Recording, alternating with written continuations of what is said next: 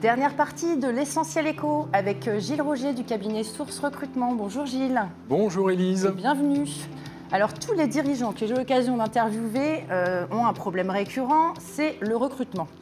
Alors c'est pourquoi on vous retrouvera toujours dans cette troisième partie pour le conseil recrutement. Donc aujourd'hui on parle avec toi du CV avec deux conseils, un pour les candidats et un pour les recruteurs. Un conseil effectivement pour les recruteurs et un conseil pour les candidats, pas de jaloux. Là on va parler des hobbies ou des centres d'intérêt sur le CV. Voilà, c'est une rubrique... C'est vrai que c'est souvent une rubrique, on ne sait pas trop quoi mettre dedans, donc pourtant c'est plutôt indiqué de bien la renseigner, si j'ai bien compris. Exactement. Alors, pour plusieurs raisons. La première, c'est que ça permet de sortir du champ professionnel. Voilà, ça permet de parler, quand on est candidat, pour les candidats, ça permet de parler de soi. Et puis c'est vrai que dans une période où on est de plus en plus, où on mélange de plus en plus le perso et le pro, ça permet de montrer une autre facette de soi. Ça permet, alors si le recruteur est bon, mais ce que sont tous les recruteurs, il ira forcément chercher sur ce registre-là. On verra un petit peu plus loin justement ce qu'il faut mettre ou pas. Deuxième élément, c'est que ça permet de se distinguer. Ça permet de montrer son originalité, ça permet de sortir du lot. C'est un peu ce qu'on appelle le pas de côté, en fait, c'est la touche perso. Et ça permet au CV d'être en haut de la pile. Ça permet aux hobbies quand on indique les hobbies, ça permet de donner envie et d'en savoir plus et de provoquer un peu l'échange. Voilà. Alors, troisième chose, c'est que ça sert, au-delà du CV, en entretien, à rechercher les points communs avec l'interlocuteur. Alors, par exemple, si c'est la RH ou le RH, ils vont aller essayer de savoir si... on correspond aux valeurs de l'entreprise.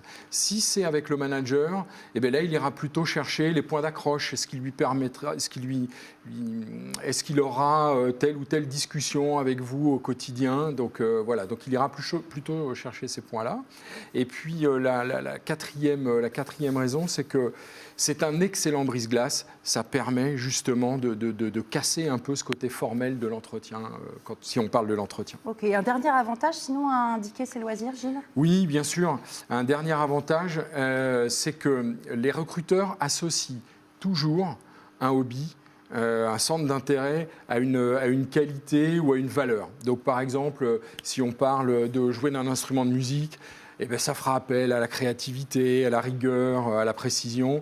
Si on parle de théâtre, la mémoire, la prise de parole en public, la gestion du stress. Si on parle, par exemple, si on met cuisine, même si c'est un petit peu, on en reparlera, mais ce ne sera pas suffisant, mais ça fait appel au partage, à la concentration. Le sport, par exemple, c'est le sens de l'effort. C'est l'abnégation, la capacité à dépasser ses limites. Oui, voilà. Ça en dit long sur les valeurs du candidat. Exactement. Ouais, donc c'est pour ça que on a l'impression que c'est un petit sujet, mais en fait, ça découle sur énormément de choses. Et donc, du coup, il vaut mieux mentionner lesquels ? Alors, surtout, pas de lieu commun. On ne met pas lecture, cinéma, musique. Ça, c'est trop basique, c'est trop bateau. Il faut préciser, il faut détailler. Par exemple, si on veut mettre musique à la place de musique, eh ben on va mettre pop française des années 80, par exemple. Bon, ça parle à tout le monde, pop française des années 80. Ça va. Voilà, ça claque, ça va forcément attirer l'œil. Au lieu de mettre sport, on va mettre course à pied, par exemple. Plutôt une performance, en fait, oui, aussi, par exemple. J'ai fait 3 marathons, voilà, on peut mettre ça, par exemple. Ou au lieu de mettre cinéma, on va plutôt mettre film japonais, ou on va mettre film de l'époque Nouvelle Vague. Voilà, ça, forcément, c'est quelque chose qui surprend et qui attire. Très bien. Alors, pour les recruteurs, parce que le temps passe vite, Gilles, quel est l'intérêt, si j'ose ce jeu de mots, de cette partie du CV ? Eh bien, ça permet d'aller chercher les candidats justement sur autre chose. C'est-à-dire qu'on va demander au candidat, on va obliger un peu le candidat à rebondir sur des choses au-delà un peu du professionnel. Ça va permettre de rendre l'entretien moins formel. Et puis, ça va... inconsciemment, en fait, le candidat va baisser la garde, il va se relâcher. Et donc, du coup, ça va donner quelque chose de plus naturel.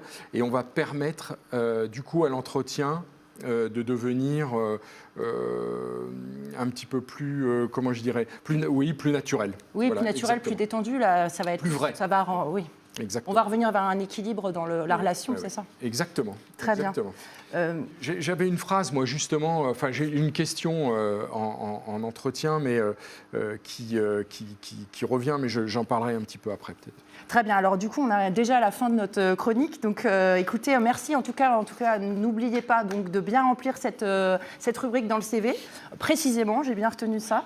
Merci à tous. C'est déjà la fin de notre Essentiel Éco dans sa nouvelle formule. Donc, je vous donne rendez-vous le mois prochain avec justement, pour thème de dossier, les bénéfices du sport en entreprise. À très vite. Au revoir.